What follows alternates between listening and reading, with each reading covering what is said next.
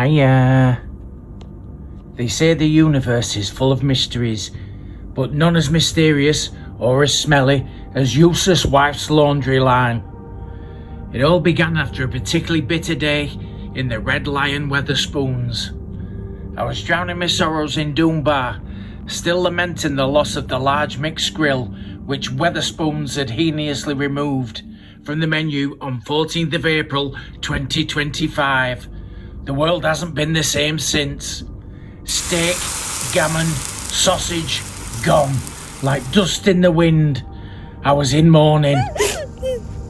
As I trudged home, Yusuf, my next door neighbour, was already there, leaning over the fence like a vulture over roadkill. His face was red, his dressing gown flapping in the breeze. Ghostknob! He yelled. I know you've been at my wife's stongs again. I groaned. Yusuf, for the 100th time, I haven't touched your wife's knickers. I've told you, it's that heron. The tuna sent from Knickers draws it in like Wetherspoons draws me in on a Thursday for Curry Club. He narrowed his eyes. A heron, is it? A heron with opposable thumbs? A heron that knows how to fold them and take only the leopard print ones? He stormed off muttering. 10 minutes later, he paraded past my window grinning. He'd drawn a tash on my cat in magic marker and rechristened him Adolf Hitler. Now all the other cats avoid him. They say he's invaded the next street and started World War II. The cat was traumatised, and so was I. It had been a week from hell, so the last thing I needed was to be abducted by aliens, but that's what happened. This is Christopher Ghostknob presents Alien Abduction in Skegness Lidl. I needed fresh air and possibly therapy. I stomped down to Lidl, muttering about mixed grills, Doombar, and why I ever moved next door to this lunatic. And then it happened. The light, blinding, the air humming like a broken little freezer. My feet left the ground, and before I could scream, I was gone. I awoke on a cold slab, metal restraints around my wrists. The room pulsed faintly, as if the walls were alive. It smelt of mint, WD-40, and pickled onion space raiders. Hovering over me was Zardon, a tall muscular alien with silver skin and far too many teeth. In one hand he held a gleaming metallic instrument. "What is that?" I squeaked, horrified. He smiled.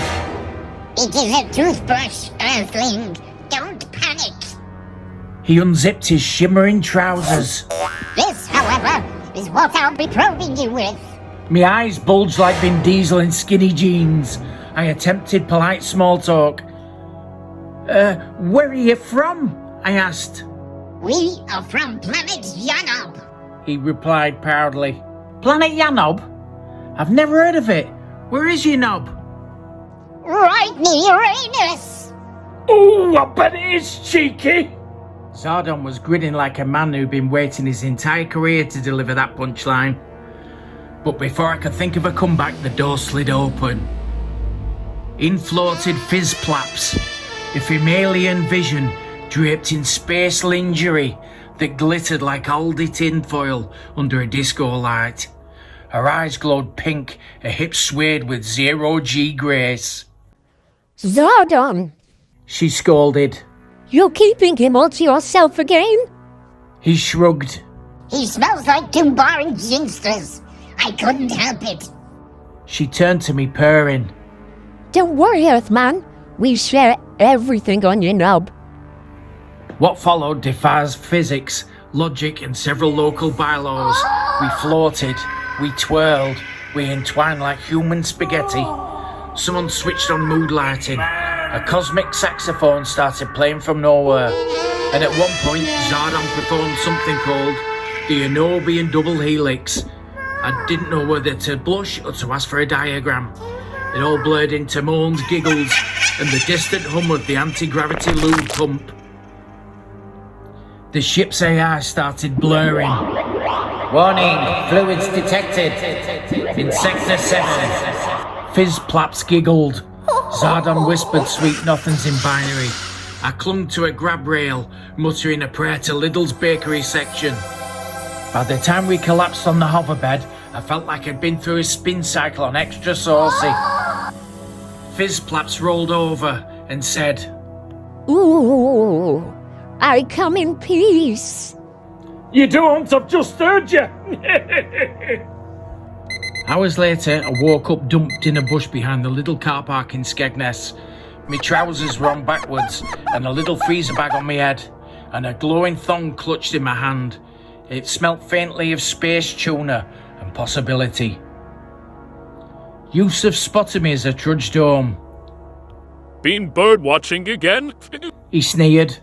"Sort of," I said, and limped inside. That night, as I nursed a pint of Dunbar and stared out at the stars, I pondered everything I'd learned. That herons can't be trusted near washing lines. That neighbours can be bigger monsters than ghosts. That Wetherspoons removing the large mixed grill is still the greatest tragedy of our time. And that love, real raw interstellar love, sometimes comes when you least expect it. Sometimes it beams you up, spins you around in 0G, and chucks you half naked in a little car park with a galactic hickey on your neck. And would I do it again? Absolutely. Though next time I'm taking breath mints and a wet wipe. So if you're ever outside on a dark night and you see a green beam descending, don't run, don't scream. Just whisper into the cosmos, "Hiya, Ghostknob sent me." Because somewhere out there, Pizzvlaps is waiting. And I think she's still got my underwear. Good night. And if a heron comes for your thong, don't blame me.